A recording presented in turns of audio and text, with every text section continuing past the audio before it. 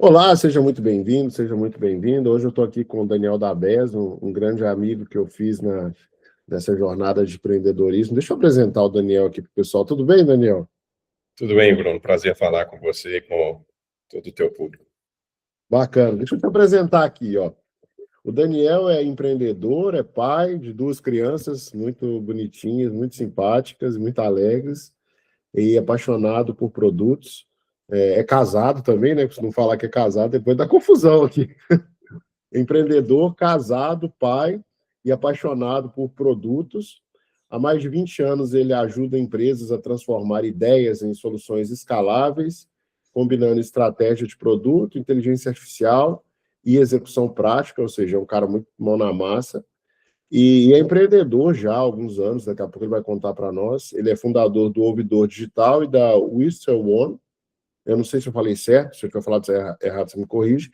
E é mentor de Product Managers no Brasil e na Europa. Eu não sei se vocês sabem, mas o Daniel tem uma das, acho, duas ou três maiores comunidades de gestores de produtos do LinkedIn, né? Que é bastante relevante, porque tem gente do mundo inteiro. Daniel, e aí, você tá bom? Tudo bem. Tudo ótimo. Bacana. Bacana. Cara, vamos bater um papo aqui. A ideia é a gente trocar, a gente conversar sobre tecnologia, sobre empreendedorismo, sobre família, sobre o que você quiser falar. Não é uma conversa assim de mão única que eu pergunto, você responde, a gente vai trocando ideia. Se você quiser fazer alguma pergunta desconcertante, fique à vontade. Prepare-se, porque se eu tiver vontade de fazer, eu vou fazer também. Tá bom? Mas vamos lá. Cara, para a galera te conhecer, né? Eu já te conheço bem, já tenho uma grande admiração. Se apresenta aí para a galera te conhecer. Pode contar desde quando você quiser começar, assim. Tá bom, beleza. Então, Bruno, você já fez aí a minha mini bio, né? Então, vou detalhar um pouquinho mais essa minha trajetória, né? Eu sou de BH, né? Nasci em BH, e ontem eu estava fazendo uma reflexão que eu passei 26 anos fazendo tudo num círculo ali de 5 quilômetros de um mesmo local. Então, eu fiquei num raio de 5 quilômetros por 26 anos. Toda a minha vida foi no mesmo bairro, com a família, né? Sempre por perto, amigos, faculdade, trabalho, tudo Qual nesse bairro que era? caminho.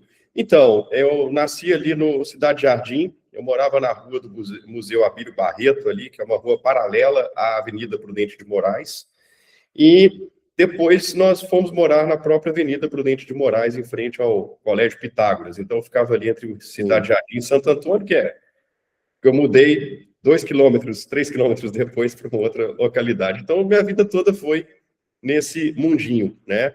E pronto, tenho duas irmãs, uma família estruturada, classe média, estudei em boas escolas, toda a minha vida foi nesse ponto, fiz faculdade em administração de empresas, com ênfase em A sistemas. faculdade também ficava perto da sua casa?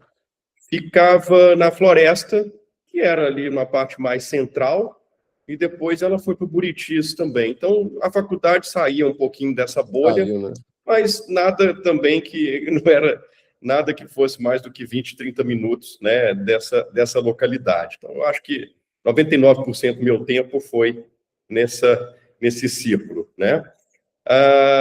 Então, eu fiz essa formação em administração de empresas, sempre fui muito curioso, sempre quis saber muito como é que as coisas funcionavam, enfim, e gostava muito da área de computação também, então eu fiz essa faculdade que tinha parte de negócios e também sistemas de informação. Era uma graduação, né, em conjunto, então tinha matérias de programação, enfim, que me davam lá uma visão mais gerencial de como que as coisas funcionavam no âmbito de sistema. Sim.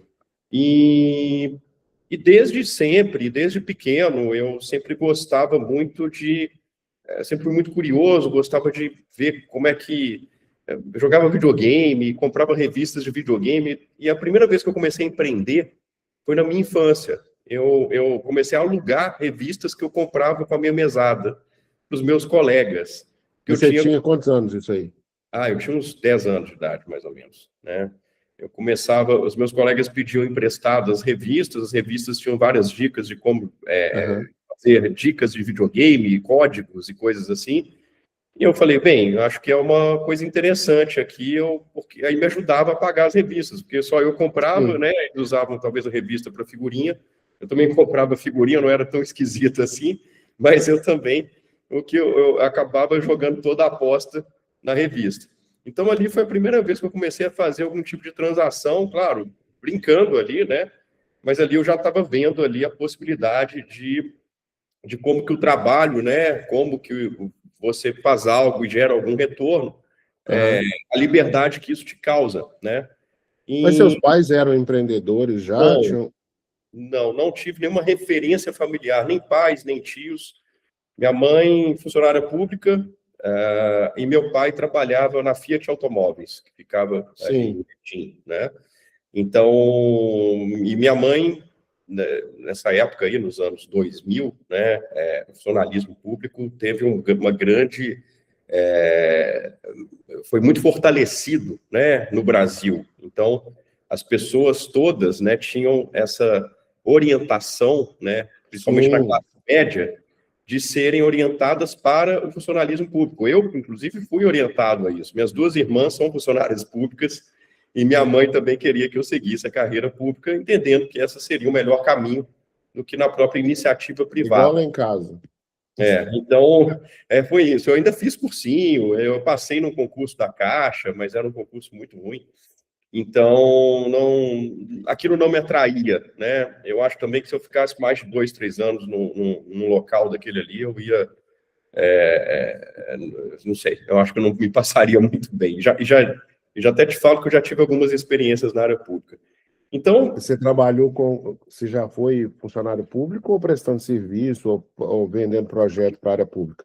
eu fui estagiário na Justiça Federal e prestei serviço para a CEMIG. A CEMIG já era um pouco mais orientada a negócios, né? Muito mais voltada para... Não era tanto assim, uma empresa grande. Mas Justiça Federal, sim, foi onde eu fiz estágio por 6 meses e era realmente esse ambiente público, né?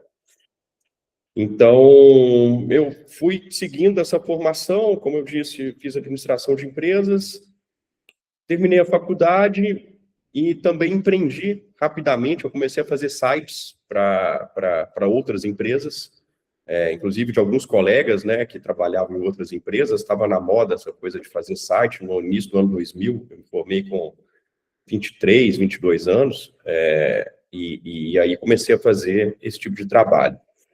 Mas acabei entrando no setor privado mesmo. Ainda na faculdade, eu já trabalhava, comecei a trabalhar numa empresa de telecomunicações em Belo Horizonte e segui minha carreira em telecomunicações, né? Fiz uma pós em marketing e fui para a área de produto. Gostei muito da área de gestão de produtos, já desde sempre, com 2002, 2003, eu já estava trabalhando na área de produto, em telecomunicações. E aí meu nome foi feito nesse setor, né? Trabalhei nas maiores empresas de telecomunicações do Brasil e antes de entrar em telecomunicações eu tinha feito esse estágio que eu comentei, né, na área pública de 6 meses aí na Justiça Federal e na CEMIG também, prestei serviço por lá. Mas, enfim, então eu segui a carreira, né, de executivo em grande empresa, né, e aí a gente vê como é que as coisas funcionam, né? Como executivo, a gente consegue entender como que é uma grande empresa, como que funciona a organização, como são os departamentos, né? Todos eles. Eu atuei muito tempo na área de marketing, mas eu fazia interface com engenharia, fazia interface com a alta liderança, logística, compras, financeiro, eu tinha que fazer business case de muita coisa. Então, ainda mais na área de produtos, a gente acaba tendo atuação e interface com todas as áreas da empresa, né? Então, tive muita oportunidade também de trabalhar de uma maneira que eu posso dizer conectada, né? Não ficava só, apesar de estar em grandes empresas, eu não ficava só numa caixinha pequena, que a gente acaba ficando. Eu conseguia permear e andar por todas as áreas. Também cheguei a trabalhar um pouco na área de vendas, novos negócios, trabalhei também na área de marketing, E assim foi a minha carreira no meio de executivo. E aí, mas sempre com aquela cabeça, né, de que, poxa, eu estou trabalhando aqui 10, 12, 13 horas, eu cheguei a morar em São Paulo por um tempo. Pô, Depois, São Paulo é tenso, né, velho? São Paulo é fogo, você morou lá também, né, também você... São Paulo. Desculpa. E São Paulo realmente São Paulo é pesado.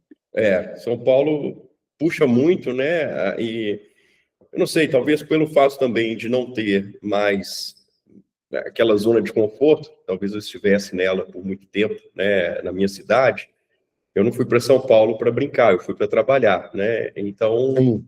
eu estava lá só para isso, né, então eu trabalhava muito, muito duro, aprendi muito, foi um lugar sensacional para até fazer realmente ali ter ali também, construir um patrimônio, né, salários, sempre salários muito bons, né, e aprender e me conectar, né, me conectei com muita gente nesses anos aí, quase 20 anos que eu fiquei como trabalhando aí para grandes empresas de telecomunicações, né. Mas aí também, por outro lado, eu entendia que se eu ficasse muito tempo dedicado para uma outra empresa, para uma outra pessoa, né, eu estava ali também colocando muita hora, muito empenho e não tendo um retorno que eu gostaria de ter. E depois eu via que o setor corporativo é um setor muito politizado, né? Independente das empresas que a gente trabalha, você começa a entrar um pouco... Tem lá a questão da sua competência técnica e executiva, que é fundamental, mas também da tua capacidade de se politizar com os seus colegas, com a alta liderança. Sim. E, de certa forma, me incomodava, né? E eu entendi que para eu chegar, né, em outros cargos ali, subir um pouco mais, eu teria que trabalhar umas certas habilidades e, enfim, eu já via que não era muito o meu papel mais ali no meio executivo. Então, eu, né, comecei, quando eu tive a oportunidade de conhecer um pouco mais essa parte das startups, muito ali, teve um evento em São Paulo que me marcou muito, Bruno, que foi o Product Weekend, não, desculpa, o Startup Weekend. Eu não sei se Sim. você chegou a participar ou conheceu desse evento, esse evento, você chegou a Eu fazer já algo? conheci. Sim, boa. Então, ele teve uma versão dele em São Paulo, e aí eu fiquei maravilhado, porque em 3 dias a gente saiu com o aplicativo pronto, isso foi em 2014. E em telecomunicações demorava quase 2 anos, 3 anos para fazer um produto novo, né? Então, eu fiquei realmente ali maravilhado, que esse seria o futuro das organizações, né? O que foi? Você tinha congelado, desculpa. E aí eu comecei a me aprofundar muito nessa área de startups, de Lean Startup, de como criar algo novo, de lançar as coisas no mercado e depois você realmente construir o sistema, né? Você não precisava ter um sistema necessariamente pronto, e sim fazer essas validações dele no mercado. E aí que eu comecei a empreender. A partir disso que eu comecei a me envolver mais e estou alongando aqui a minha história, mas só para trazer um pouco dessa visão de sair, né, de um trabalhador para uma grande empresa Sim. e fazer essa transição que foi para o empreendedorismo, né? Mas, por exemplo, eu vi aqui que você criou a empresa em 2008, 2018. Você criou no Startup Weekend? Não, o Startup Weekend foi um local ali de aprendizagem, mas ela não foi criada ali. Ela foi ali onde me deu o estalo, no qual eu passaria a estudar bastante e tentar criar algum tipo de negócio, Aham. né? Mas não foi ali que ela foi criada, né? Eu passei ainda, depois do Startup Weekend, eu ainda trabalhei para outras empresas até iniciar esse empreendimento em 2018. Na verdade, depois que eu saí do Startup Weekend, 3, 4 meses depois, eu comecei a empreender numa outra iniciativa, que não é a minha empresa atual, que acabou não dando certo. Então, eu fiquei 1 ano empreendendo em 2015, um negócio que não prosperou. Qual negócio? Isso eu não sabia, não. Era um portal que trabalhava com venda de passagem aérea e troca muito mais voltado ali para as pessoas que tinham pontos e milhas a fazerem boas conversões. Então, iniciou-se como um blog. Nesse blog, eu tinha expectativa de gerar muito acesso. Esses acessos trariam receitas através de Google AdSense, né, que era a venda de mídia, parcerias e venda de passagem aérea e hotel. Eu consegui fazer todas as conexões, eu consegui colocar o AdSense para funcionar. Primeira vez que eu gerei algum faturamento foi $1 em um mês, após alguns meses. Fiz algumas vendas de passagem, mas eu entendi que a volumetria que eu precisava de acessos nesse site eu estava com 10 mil acessos, 15 mil acessos, mas eu precisava de 1 milhão, né?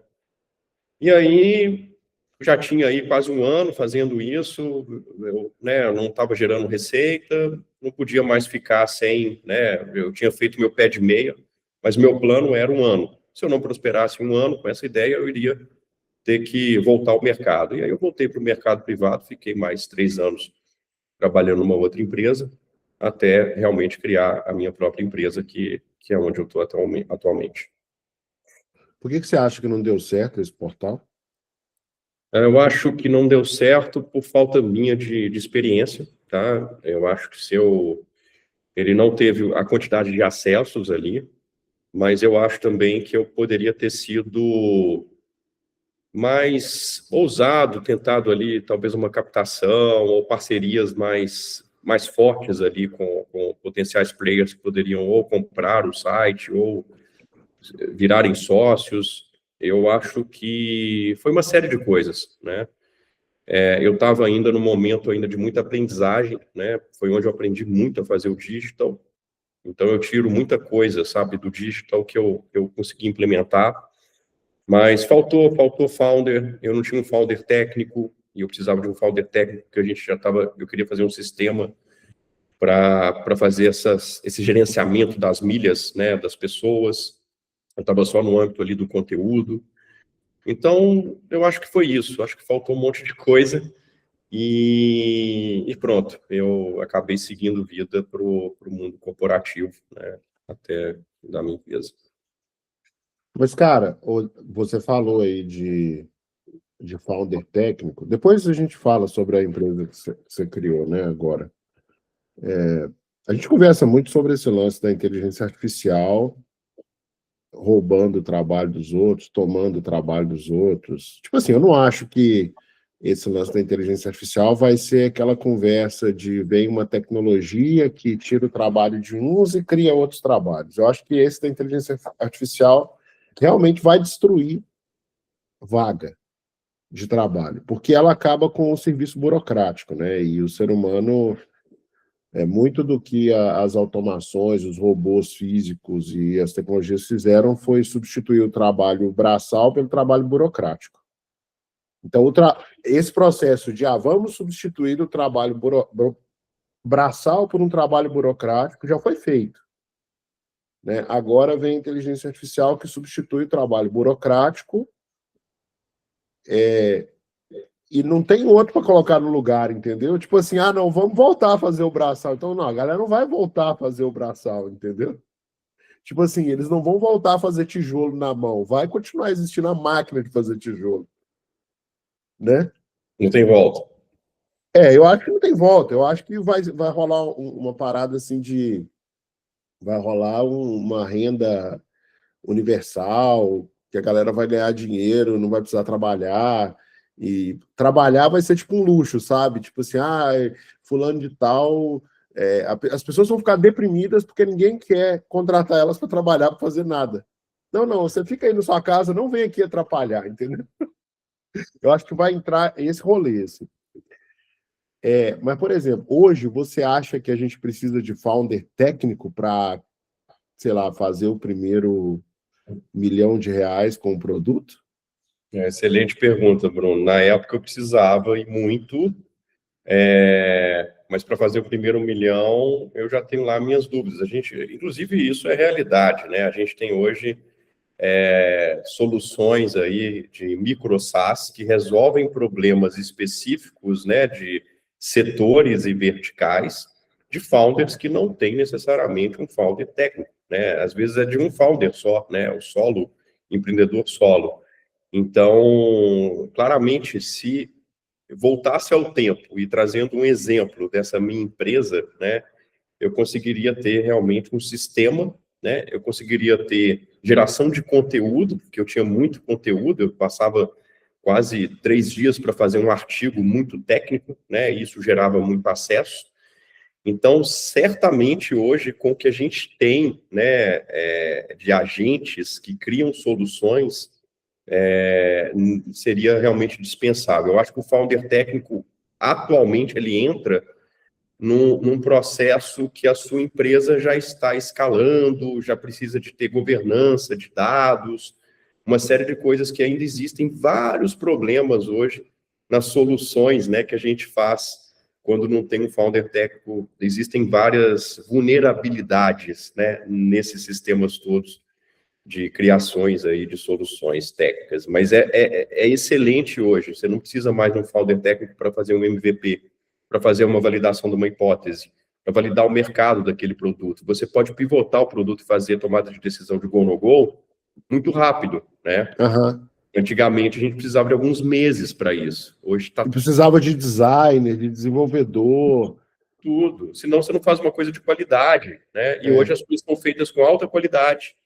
O design né, de excelência, né? Você segue os melhores padrões do mundo.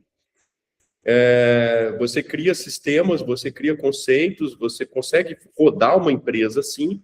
E óbvio, se a sua empresa precisar de uma escala, de uma estrutura, de governança, de dados, mais servidores, né? Porque quando você faz isso usando a AI, ela acaba sendo muito custosa, principalmente o storage, né? Eu já testei várias coisas e vejo que é barato, né, você criar a solução, mas é caro você hospedar, e se você começa a ter muito acesso, dependendo da estruturação que você faz, fica tudo muito caro, aí você tem que chamar alguém, não sei se seria um founder, né, pode até ser um terceiro ali para te dar ali, criar a tua estrutura e você seguir vida, né.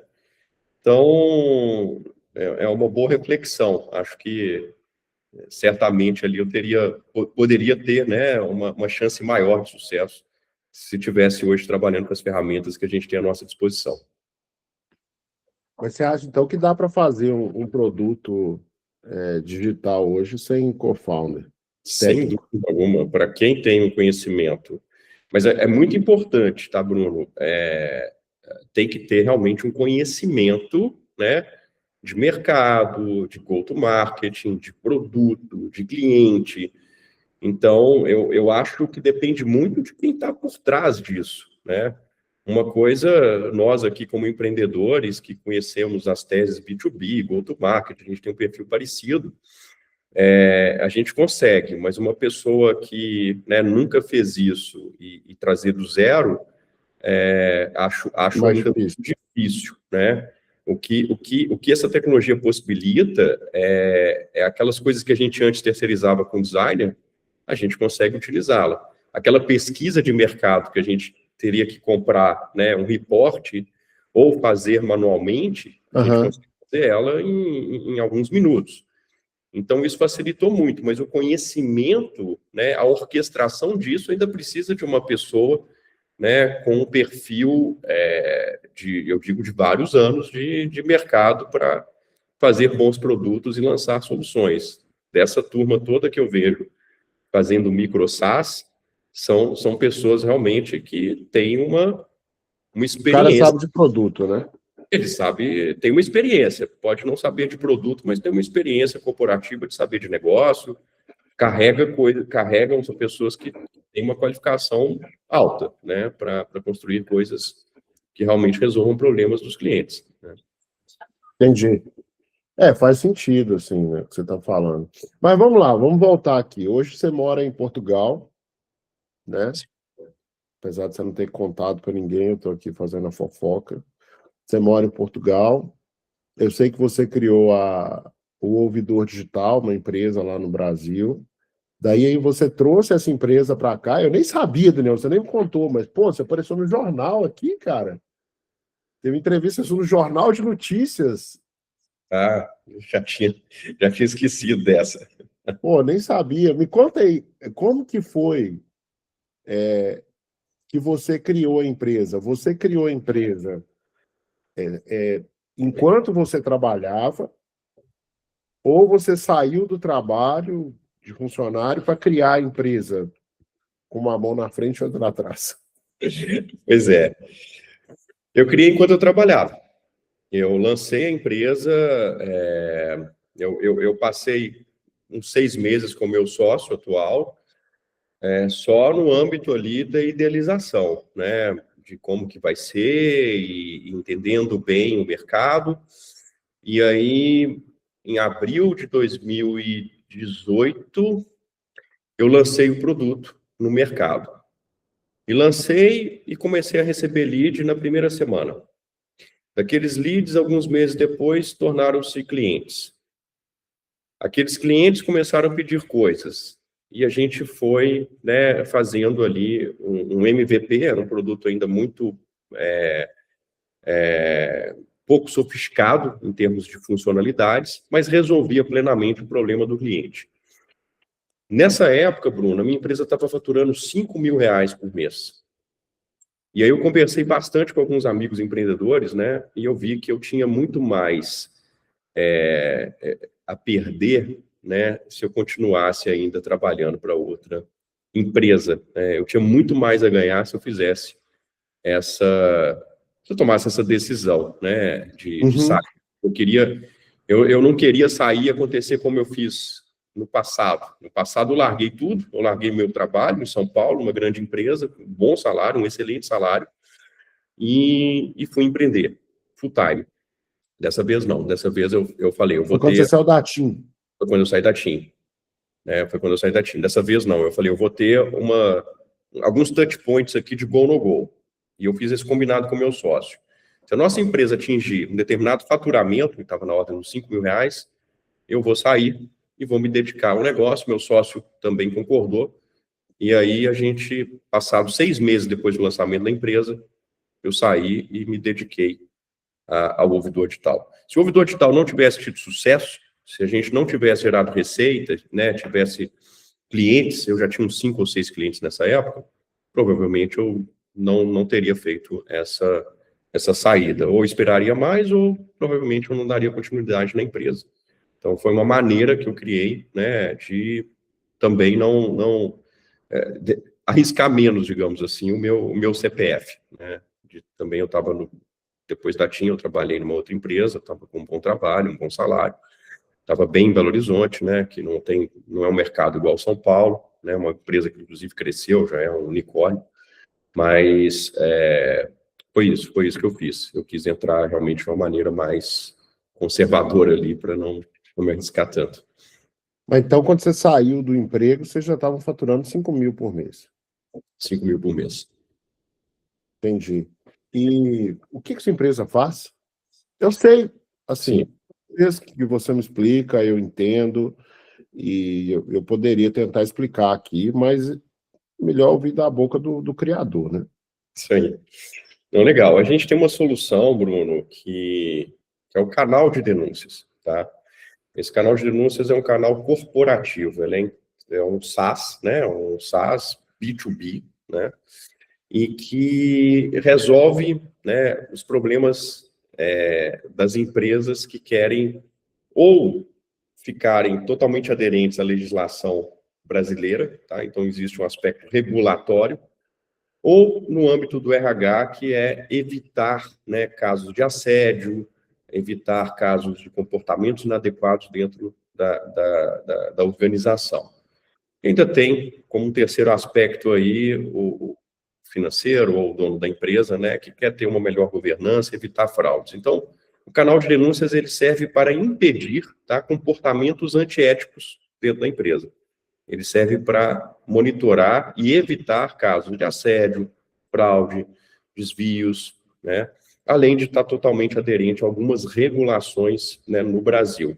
Então, a gente fez isso pensando muito no público PME, porque isso já existe desde os anos 70, tá? É o hotline, né, que veio dos Estados Unidos, enfim, um telefone, né, de denúncia anônima, lembrando, né, são denúncias anônimas.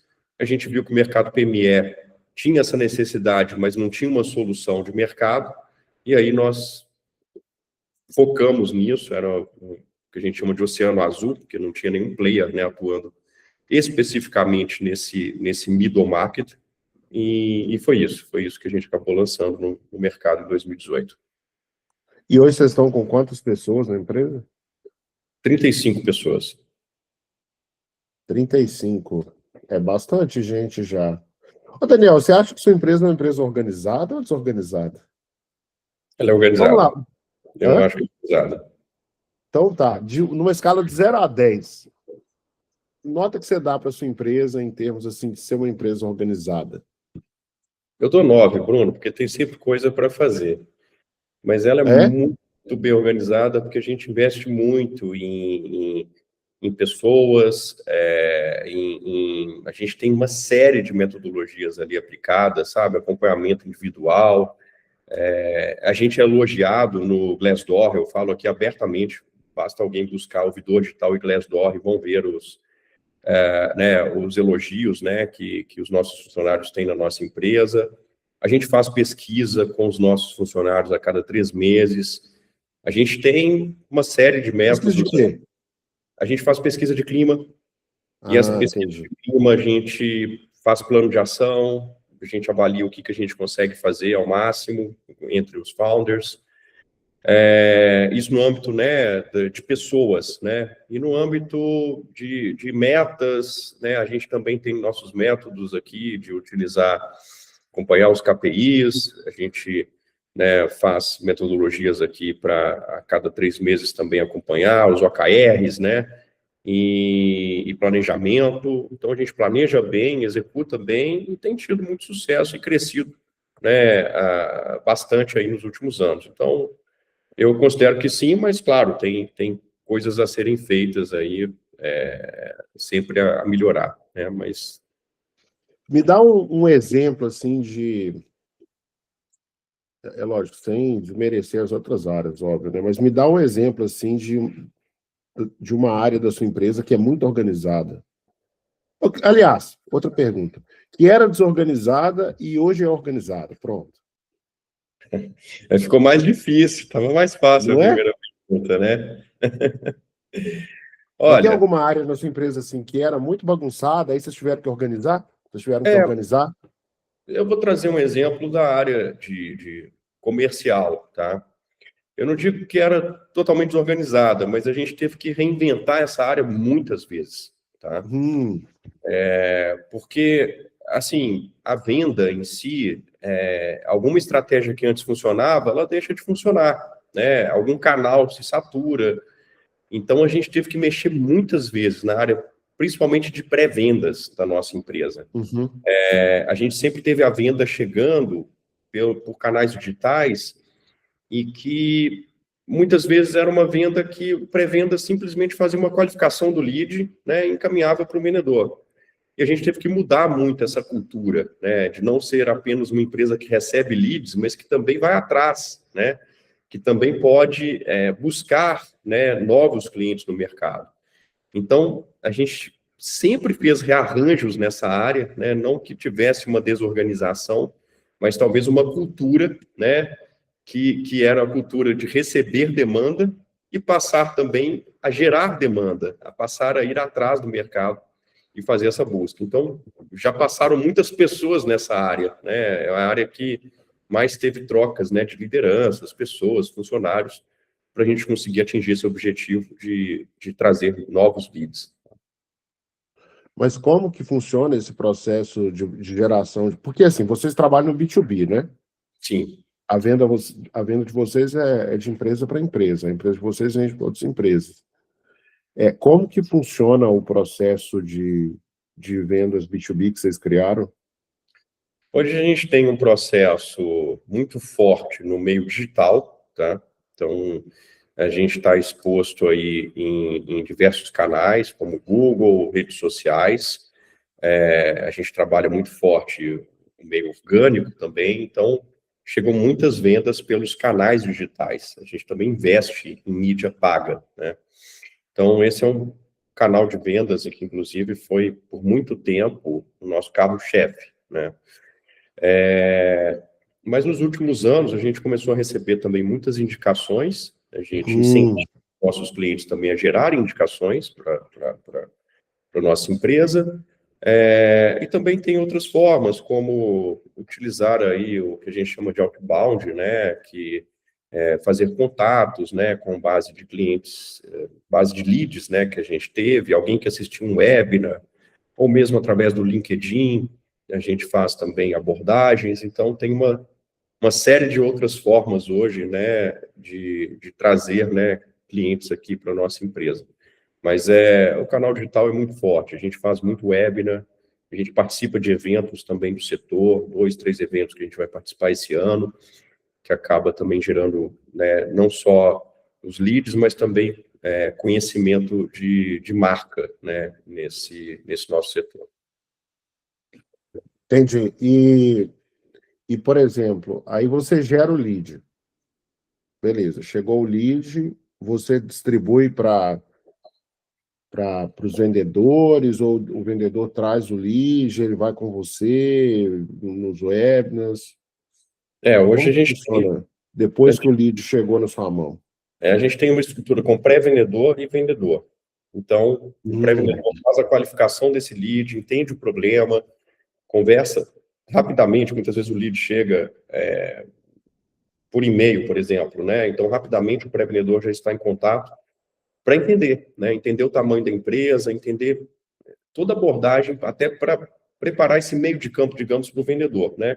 Quando o vendedor chega, ele já sabe, ele já tem condições de já fazer uma proposta comercial, já tem uma pesquisa feita previamente, ele já sabe o setor daquele cliente, ele já sabe como abordar, qual é a persona. Se é alguém do RH, tem que ter uma abordagem X, se é alguém do compliance, a abordagem é Y. E aí depois é esse vendedor que entra em contato, ele faz uma reunião, geralmente de 1 hora, online. Em alguns casos específicos de grandes empresas ou algum cliente que faz questão, a gente faz uma visita presencial, isso é raro de acontecer. E depois disso, né, aí existe um processo de negociação, né, muitas vezes tem até uma segunda reunião com alguém, diretor ou alguma coisa assim, e pronto, dali parte para um contrato, assinatura de contrato, e aí depois ocorre a ativação desse cliente, né, dentro do sistema. Entendi. Agora, como que é a lógica assim, de pré-vendedor para vendedor? Você tem quantos pré-vendedores e quantos vendedores? A gente tem hoje 3 pré-vendedores e vendedores são 3 também. Uma liderança de vendas, né, direta para essa turma. Então, são hoje 7 pessoas aí dedicadas para as vendas. E, por exemplo, quando chega o lead, daí ele vai para o pré-vendedor. O pré-vendedor não passa todos os leads para o vendedor, né? Ele passa uma parte. Ele tem que fazer a qualificação. Às vezes Isso. aquele lead não tem a qualificação necessária para ir para uma reunião. Então, às vezes aquele lead é um engano, né? Então, ele passa só uma parte disso para o vendedor. E aí depois o vendedor, quando recebe esse lead, fecha o contrato e pronto, está convertido, ou não, né? Exatamente. Eu nem sei se você pode contar isso, tá? Se você não puder contar, aí você não conta, mas se puder explicar a lógica, eu acho que ajuda, assim. Como que você monta essa lógica, Daniel, dessas relações para estabelecer as metas, por exemplo? Olha, o vendedor tem que fazer tantas vendas, o pré-vendedor tem que gerar tantas reuniões para o vendedor, a área de marketing tem que gerar tantos leads para o pessoal de pré-vendas. Como que funciona essa lógica? Se você puder me dar um exemplo, puder explicar para nós assim, a lógica e dar um exemplo com números para a gente entender, não precisa ser o número da sua operação, é óbvio que eu acho que é uma questão até estratégica. Legal. Ô, Bruno, a gente é uma empresa B2B SaaS e a gente ganha dinheiro com receita recorrente, tá? Então, a estratégia parte no âmbito ali dos sócios de entender que no ano de 2025 a gente quer gerar tanto de MRR, esse delta de MRR. Esse delta de MRR em qualquer empresa tem que levar em conta quanto a sua área de vendas vai fazer e quanto que sua área de sucesso do cliente vai segurar, né? Você tem a receita recorrente atual e você quer gerar um delta. Então, a composição, né, não é só no âmbito do comercial, a composição vai um pouco antes no âmbito estratégico. E dali isso então, distribuído, né, para a área de sucesso do cliente. Olha, tua meta de churn é X. Comercial, tua meta de geração de novas receitas é Y. E ali, né, tanto o comercial quanto o marketing tem que trabalhar, né, e isso a gente fez, né, no final do ano, que é baseado no orçamento, né. Então, o comercial e vendas vão pedir orçamentos, olha, eu preciso de tantas pessoas para fazer isso aqui, o marketing precisa de tanto para fazer mídia, para fazer tais coisas, e ali existe um depara, né. Por exemplo, não vou falar aqui um valor real, mas quanto é que é o custo de aquisição de cliente, né? O custo de aquisição de cliente é 10 mil reais por cliente, e o cliente gera 100 mil reais, né? Então, se eu quero trazer, né, nessa métrica mais MRR, cada cliente tem um ticket médio de X, então eu tenho que fazer um deparo dessa conta e avaliar se eu colocar mais dinheiro no marketing, essa quantidade vai ser realizada, né? É um pouco assim que a gente faz, Bruno, é baseado num desejo, numa meta interna, né, dos sócios, não é uma coisa aleatória, a gente acompanha o crescimento, né, dos últimos anos, a gente acompanha os movimentos de mercado e a gente cria ali as estratégias. Então, como que a gente vai chegar nesse MRR, nesse delta de crescimento que a gente quer, né? E aí a gente começa a ver as estratégias, né, as táticas que a gente vai fazer. Ou vamos fazer mais outbound, vamos gastar mais no Google, vamos pensar aqui na base, né, vamos pensar em fazer cross-sell, vamos avaliar aqui a turma que está na concorrência. Aí isso é desdobrado em planos de ação no âmbito tático e operacional do nosso time. Não entendi muito bem, não. Porque a pergunta que eu fico me fazendo é assim, poxa, como que eu vou definir a meta do meu vendedor? Tipo, o vendedor ganha 5 mil reais por mês de salário fixo. Vamos supor que seja isso. E eu vou definir uma meta que ele vai poder dobrar esse salário. Vai ganhar 5 mil reais. Se ele mandar dentro daquilo que eu quero. Se ele for pior do que o que eu quero, mas for ali dentro de um mínimo aceitável, ele vai ganhar 3 mil a mais de bônus. Se ele for muito acima das expectativas, ele ganha 3 mil a menos. Ganha um bônus de 3 mil em vez de 5. Agora, vamos lá. Se ele for dentro da expectativa, ele ganha um bônus de 5 mil. Se ele for um pouco abaixo da expectativa, mas dentro de uma faixa aceitável, ele vai ganhar 3 mil. Agora, se ele for muito acima da expectativa, aí a gente paga para ele 7 mil. Você faz esse tipo, vocês fazem aí na empresa de vocês esse tipo de lógica? Sim, a gente tem uma lógica que o vendedor, ele tem lá uma meta, né, de fazer MRR, né, no mês, e quanto mais MRR ele faz, mais a gente distribui. Então, vou dar um exemplo aqui, que não é real, que eu também não saberia te dizer, mas, por exemplo, ele tem que fazer 10 mil de MRR, vamos supor, tá? Se ele faz 5 mil de MRR, ou seja, não atinge os 10, né, ele vai ter uma comissão de um número proporcional ali menor.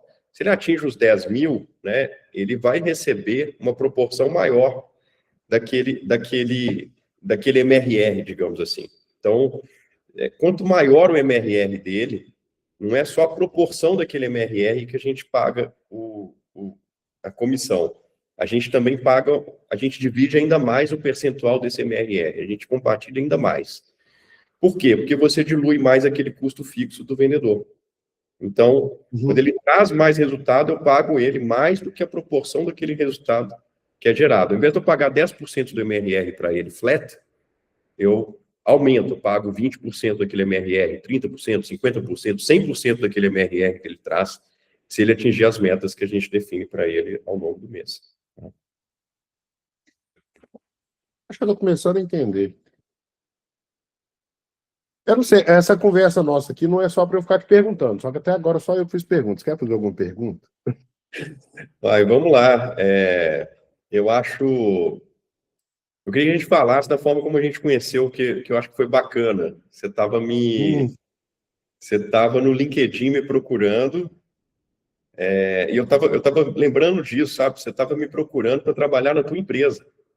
Tava. Sim, cara. Sim. Ah, sim, é verdade. Cara, o que que é isso, né? Na época, quem fazia a parte de produto da empresa era eu, entendeu? Eu tinha um cara trabalhando comigo que ele é CTO. Hoje ele é produto. Ele é gerente de produto na Adyen. Um cara muito bom, assim. Um cara bem mais inteligente do que a média, entendeu? Tipo, esse cara, que era o cara, o CTO e que cuidava de produto, ele passou no ITA, estudando sozinho, tipo, na primeira tentativa. Que era uma coisa bem difícil na época, de passar no ITA. Beleza. Só que aí esse cara saiu e eu pensei assim, cara, eu preciso de um CTO e de alguém de produto, porque não dá para ficar mais só no produto, né? E aí eu vi o seu histórico lá de produto, eu pensei assim, vou chamar o Daniel para conversar, para cuidar da área de produto. A gente tinha um CTO muito bom, mas acabou que eu acho que não rolou. Aí depois eu mudei o escritório da empresa para BH, mas a gente continuou trocando ideia. Você me chamou para participar de um evento. Na época, era no prédio que funcionava o App Prova, que foi Isso. comprado pela Somos. Aquele trem nunca deu dinheiro, aquilo. Teoricamente, essa parte deveria ser cortada do vídeo, entendeu? Mas eu não vou cortar, não. Porque eu não ligo para essas coisas. Mas aquilo ali nunca deu dinheiro. O App Prova. O quadro não, o quadro sempre deu dinheiro. Aí, o que a gente fez? Você me chamou para ir lá num evento de produto que você tinha organizado, era naquele prédio. Depois, cara, a gente até tinha um cara lá nessa empresa, nesse evento, que ele veio, quero trabalhar aí com vocês e tal. E o cara não deu certo, você acredita? O cara era bom desenvolvedor, e ele falou: minha mulher trabalhava numa empresa X, mas lá na empresa X era um ambiente tóxico. Quando o cara falou assim, eu devia ter entendido que não era para dar oportunidade. Mas beleza, aí eu fui lá e dei oportunidade pro cara. E esse cara foi trabalhar, e eu lembro que eu passava no escritório, toda hora que eu passava na frente do computador do cara, que desenvolvedor trabalha com duas telas, né? Aí ele estava lá na tela maior programando, e a tela menor com transmissões ao vivo do Globoesporte.com, entendeu? Cara, eu já programei, eu já fiz trabalho concentrado. Tipo assim, não tem como você fazer uma tarefa sofisticada ouvindo alguém falar alguma coisa que você consegue entender. Assim, o cérebro não processa essas duas coisas ao mesmo tempo, entendeu? O que tem que fazer? Por exemplo, se a pessoa quer fazer uma tarefa que exige concentração ouvindo algo, tem que ser algo que ela não consiga identificar, para não ter desvio de atenção. Por isso que muita gente usa ruído branco e tal, né? Enfim. Aí liguei para o CTO desse cara e perguntei para ele assim: e aí, como é que estão as entregas de fulano de tal? Ele falou: cara, tá tudo atrasado. Eu falei: tá vendo? Ele passa o dia inteiro aqui vendo Globoesporte.com, né? Conversa com ele aí. Aí o CTO foi lá e falou com o cara, estou me sentindo vigiado, não quero trabalhar num ambiente assim, vou embora. Tá bom. Mas, enfim, a Mas, gente pegou essa época, né? foi interessante porque quando você me procurou, eu acho que eu tava nessa primeira startup. Eu acho que Tava. em 2015, eu acho que você fez esse contato comigo. Ah, então foi antes, Eu pô. acho que foi antes. Foi no LinkedIn, eu estava até tentando abrir aqui para entender. Mas porque você fez esse contato comigo e eu falei assim, Bruno, eu posso te ajudar a encontrar alguém na área de produto, mas eu vou empreender também, eu estou empreendendo, e eu quero conversar com você, porque eu queria me conectar com empreendedores. Eu tinha pouco contato com empreendedores, eu tinha zero contato com empreendedores, né? Sim. Era essa. Eu estava ali para criar conexões. E aí que a gente começou a conversar, você começou a me dar várias ideias, vários toques ali em várias coisas. E depois, quando eu criei o Ouvidor Digital, essa minha empresa, eu não esqueço, eu te chamei para almoçar, você já estava em BH, né? Eu e meu sócio. E aí a gente estava lá numa loucura, porque estava bem no inicinho, eu estava faturando uns 15 mil reais nessa empresa já. Eu já tinha saído da empresa que eu estava atualmente, né? Aqui, ó. Aí, que ano foi isso? 2019. 19? Ah, E a primeira conversa que a gente teve foi em 2018. foi Tinha o 18? Ramon que participou, mas eu não abri aqui ainda não, mano. Não vou abrir essa aqui ainda não. Essa aqui é só nós dois. É. Aqui, ó, o evento que você falou. Não, mas esse evento foi depois. Esse Foi evento 2019. que eu tava. É, é isso. Mas foi Aqui a antes. gente já falava em português de Portugal, ó. Por quê? Tens alguma indicação? Você estava aqui na época, né? Tava não. Não? Tava no Ah, tá. Brasil, tava em BH. Então a gente Tanto é já que você me estava. chamou para o evento. Então foi isso, foi isso. Talvez foi quando eu te conheci pessoalmente, eu acho que foi isso. A gente já se Aqui, conhecia pela ó. online. Olha aqui a conversa, ó.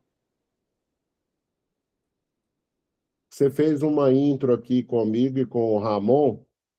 Ah, tem aqui o meu telefone da época de São José, é bom para eu saber. Tá Ah, vendo? tá. Você Boa. montou uma conversa, um Uhum, grupo de conversa no LinkedIn, nem sabia que dava para fazer. Aí você uhum, apresentou, pá, aí continuou conversando com o Ramon. Nunca falei com o Ramon pessoalmente. uhum. Deixa eu ver o que ele tá fazendo aqui.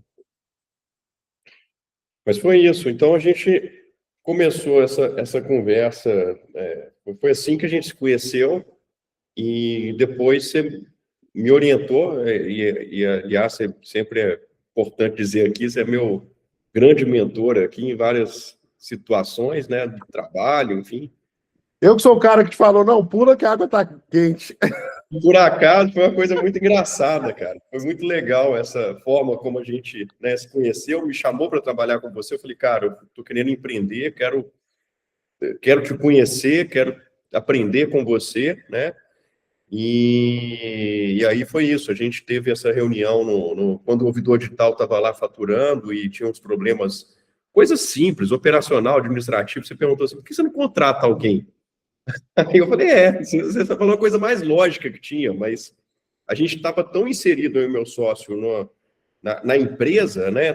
Tanta atividade, tanta atribuição, que a gente não conseguia ver a coisa óbvia, né?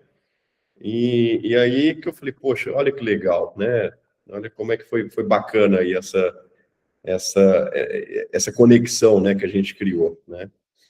Não, isso É, é tão legal que você falou, Daniel, que, que olha só que interessante, né? Quando o negócio tem que dar certo, ele dá certo, né? A gente tinha trocado ideia e tal, lá em Belo Horizonte. Depois você veio para Portugal, aí você me ajudou, né, na questão lá de Portugal, né, com todas as orientações, até uma parte aí burocrática. Aí a gente chegou aqui e a gente acho que passou um dia, né, uma noite de Natal, de Ano Novo junto. E, cara, deu amizade imediatamente, assim, das nossas esposas e das crianças, né? sim, sim, legal. Isso foi muito legal mesmo. Eu É, acho que você é um dos poucos amigos que eu fiz já depois dos 35. Porque eu não fiz muitos, né? A gente faz muito amigo até os 20 e poucos anos. verdade, verdade. Mas, assim, rasgação de seda à parte, continua falando o que você estava falando aí, que eu te interrompi. Não, eu acho que eu também já trouxe, era mais para trazer mesmo essa conexão aí que a gente fez e o fato ali de eu te enxergar ali como uma grande referência em empreendedorismo, né? E poder trocar essa ideia com você, bater essa bola, é uma coisa muito legal, né? Na minha jornada, você apareceu de uma forma foi um acaso mesmo ali, né? Então, teve ali uma junção de coisas muito legais aí que a gente conseguiu fazer, né? Cara, isso aí que você está falando agora, que você acabou de falar, me fez lembrar de um texto, de um trecho do livro do Jordan Peterson, que é esse livro aqui, ó, Sim. 12 Regras para a Vida, Sim. e ele tem um capítulo que ele fala sobre... Olha lá, apareceu a bagunça ali atrás. Tem um capítulo que ele fala sobre a conversa, né? E esse capítulo é assim: assuma que a outra pessoa sabe alguma coisa que você não sabe. Essa é uma regra básica da vida, né?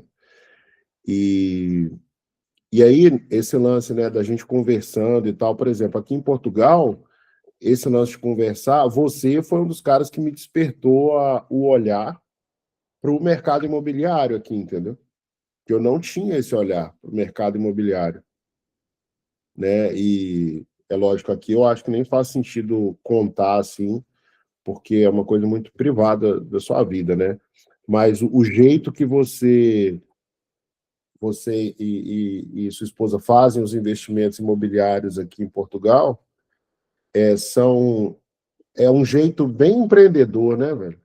Totalmente, sim. É tipo assim, porque o empreendedor ele faz o melhor que dá para fazer, né? Dentro do recurso, dentro da burocracia, dentro do contexto geral, né? E o que vocês fizeram no mercado imobiliário é isso, velho. E despertou minha cabeça, sabe? Como diria Pablo Marçal, assim, eu peguei o código. já tô desembolando isso, entendeu? Não, realmente, assim, e é porque o mercado imobiliário não foi só aqui, né? Eu já tinha feito muita coisa também no Brasil, né? Acho que eu já girei aí muito imóvel mesmo, de comprar, vender. Deve ter sido uns 6 ou 7 aí em toda essa jornada, né?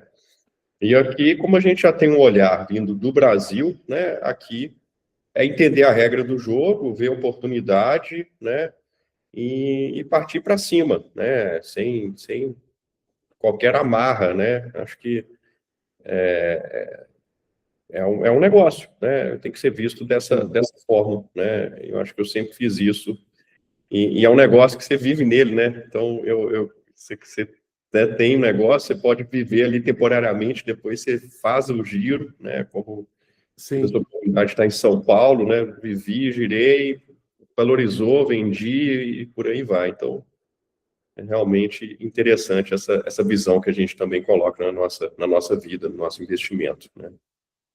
O que você está achando? O que você acha assim que foi?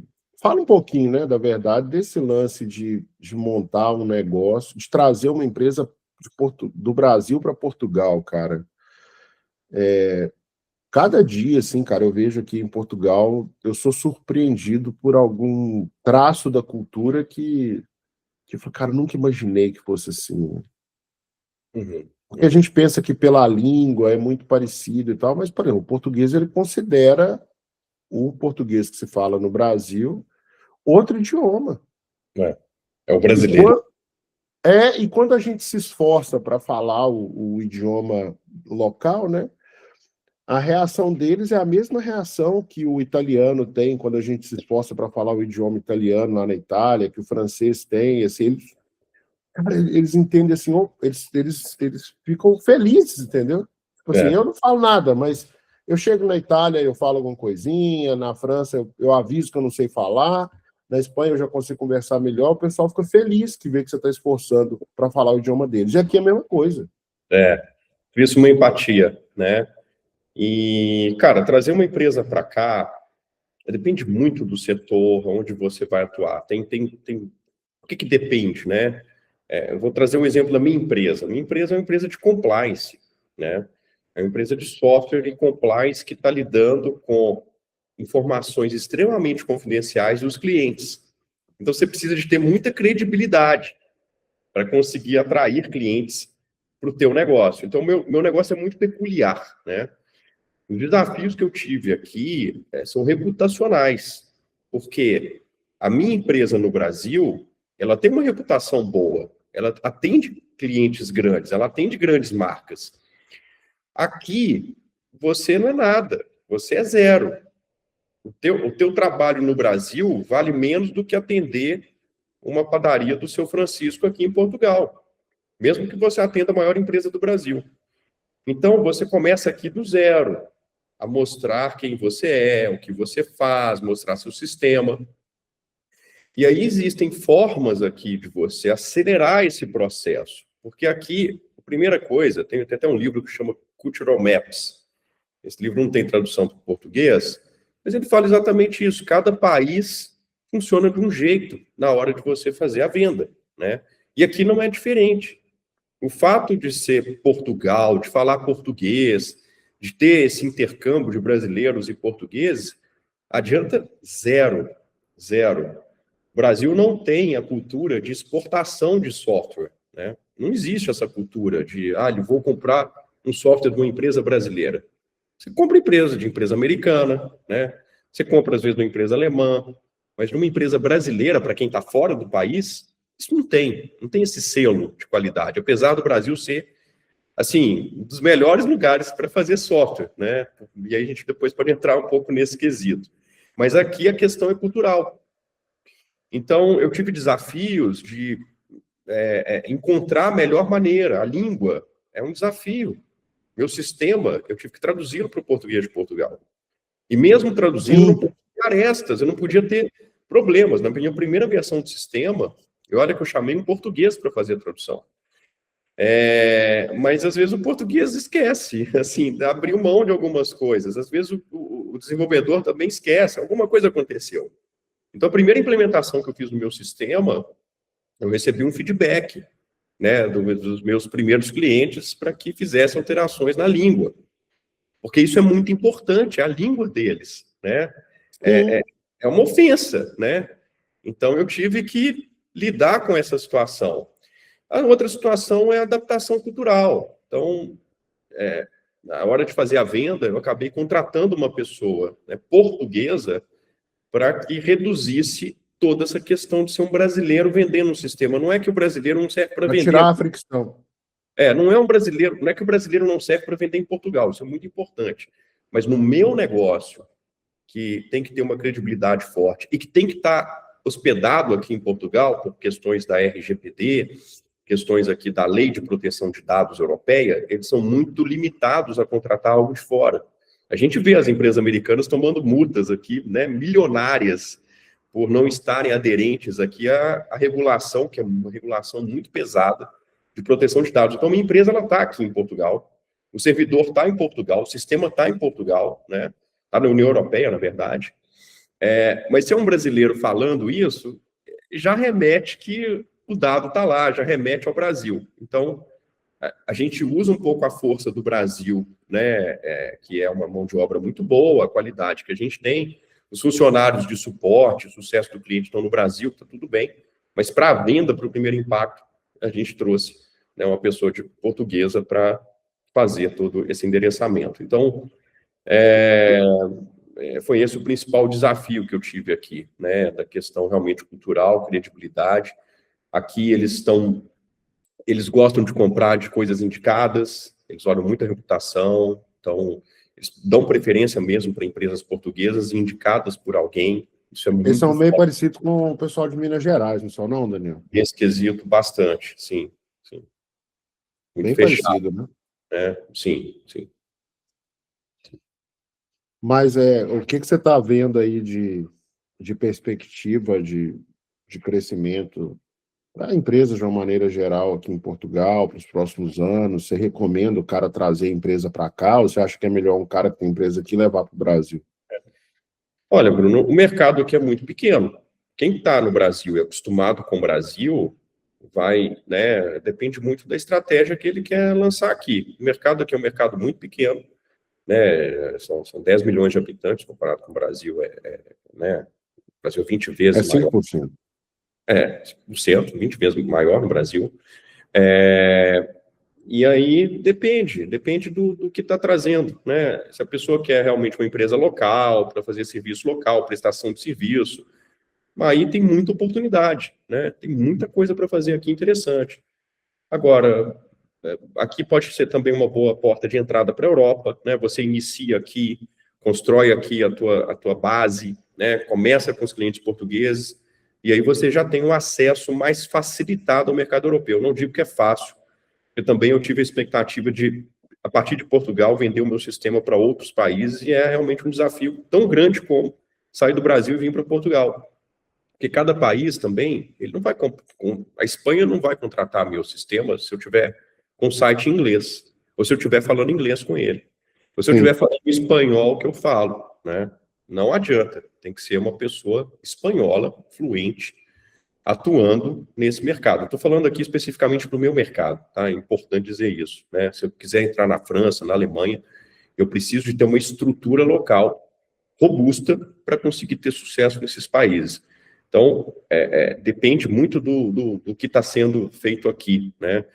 Eu vejo que para prestação de serviço, mão de obra, alguma coisa vinculada ao turismo, né? O restaurante, hospedagem, Uber, agência, né? Como o turismo aqui é muito forte, né? Tem crescido cada vez mais, eu ainda vejo muita oportunidade nessas áreas aqui, né? O empreendedor brasileiro é um empreendedor muito resiliente, que está acostumado com muitos desafios no Brasil, regulatórios, econômicos, e aqui ainda existe uma certa estabilidade, apesar de ser burocrático, tanto quanto ou mais que o Brasil, para você conseguir criar coisas, né? Depois que você fura essa bolha, a tendência é a coisa prosperar muito bem, né? Entendi. Tá bom. Ô, Daniel, eu vi aqui, agora que eu vi a hora, já deu mais ou menos nosso tempo aqui. Tem outro assunto que você quer trocar ideia? Se não Não, tiver, eu vou encerrar. que foi legal, acho que podemos encerrar. Tá bom. Você também tem serviço aí, né? A vida não tá ganha ainda, não, né? Não, acho que todos É nós aqui isso. temos muito a fazer, muita coisa, A gente sempre arruma uma confusão. Cara, muito obrigado, tá? Foi muito bom conversar com você. Deu para a gente saber um pouquinho dessa, dessa mudança de funcionário, né, para primeiro empreendedor da família, se bobear, né, que é uma barreira grande, assim, que a gente tem que vencer. Eu também passei por isso, eu sei que não é fácil.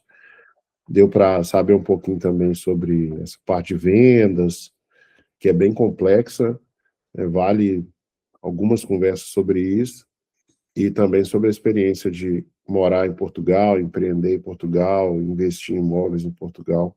Obrigado pelo seu tempo, viu? eu que agradeço, foi um grande prazer. Bruno, posso fazer uma propaganda aqui da minha empresa? Pode, claro, ué. Obrigado. Então, a minha empresa chama Ouvidor Digital, né? Quem estiver assistindo e quiser saber um pouco mais sobre canal de denúncias, deixar a sua empresa totalmente aí em compliance, ou mesmo melhorar o clima de trabalho, acesse nosso site, ouvidordigital.com.br. Também quem está na área de produto e quiser, né, saber um pouco mais, podem fazer uma conexão comigo direto no meu LinkedIn, né, através do meu nome, Daniel da Bessa, vocês vão me encontrar. Como o Bruno comentou, eu tenho, né, uma grande comunidade de gerentes de produto, né, no LinkedIn, então fica aqui o convite também para acessá-la, chama Creative Product Managers, e aí também vão conseguir encontrá-la, tá? E é isso, adorei também conversar com você, foi um grande prazer. Igualmente, eu vou colocar o link de tudo aí que você falou na descrição do vídeo, tá? E também nos cortes. Nos que eu fizer, né? Porque tem a galera que, se Deus quiser, vai fazer por conta, né? Isso aí, certeza. Tá bom? Cara, um grande abraço para você, mais uma vez, muito obrigado a todo mundo que participou, que assistiu, escreve alguma coisa aí embaixo para a gente saber o que você achou da conversa, aproveita para se inscrever no canal, se você gostou do conteúdo, curtir, compartilhar e ativar as notificações para você receber mais conteúdo sobre como organizar a sua empresa para poder colher mais frutos, beleza? Do seu trabalho, do seu esforço. Grande abraço e até o próximo vídeo.